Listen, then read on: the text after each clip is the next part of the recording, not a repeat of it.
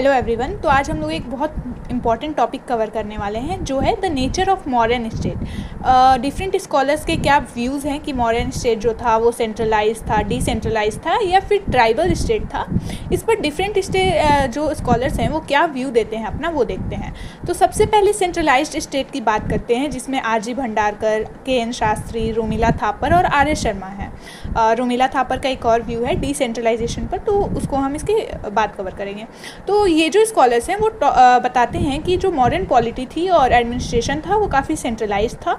अब इनके बोलने के कुछ बेसिस हैं क्योंकि एम्पायर जो था वो बहुत वास्ट था, सब जगह सेम पंच मार्क्ड क्वाइंस मिले हैं और साथ में जो मॉडर्न एम्पायर था उसमें एग्रीकल्चर, इंडस्ट्री या ट्रेड, ये सारी चीज़ें जो थी वो एक जगह से कंट्रोल की जाती थी, अलग अलग टैक्सेस लगाए जाते थे। और अर्थशास्त्र जो कि कौटिल्य ने लिखा है, उन्होंने एक पोटेंशियल स्टेट की बात करी है और उसमें उन्होंने कॉम्प्लेक्स ब्यूरोक्रेटिक ऑर्गेनाइजेशन की बात बताई है।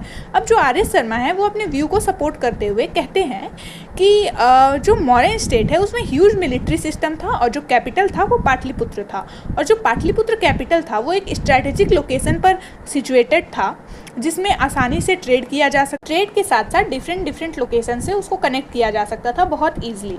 और ऐसा पाया गया है कि जो अशोका के पिलर्स हैं वो चुनार, वाराणसी के पास एक जगह है, वहाँ पर बनते थे और वहाँ से ट्रांसपोर्ट किए जाते हैं। तो ये सारी जो इंडिकेशन है वो एक सेंट्रलाइज्ड स्टेट की तरफ इंडिकेशन दे रहे हैं।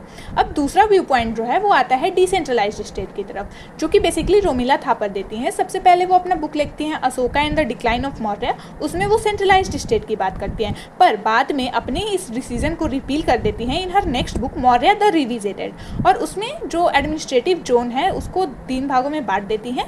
पहला मेट्रोपॉलिटन, दूसरा कोर एरियाज और तीसरा पेरिफेरल एरियाज। मेट्रोपॉलिटन एरियाज ऐसे एरियाज थे जहाँ पर अशोका के बेसिकली मेजर एडिक्ट्स पाए गए हैं, जैसे बैरात एडिक्ट्स और पाटलिपुत्र जो कि कैपिटल था, और ये जो है वो डायरेक्टली कंट्रोल किए जाते थे एम्पेरर के द्वारा। कोर एरियाज हैं जो बेसिकली वैसे एरियाज हैं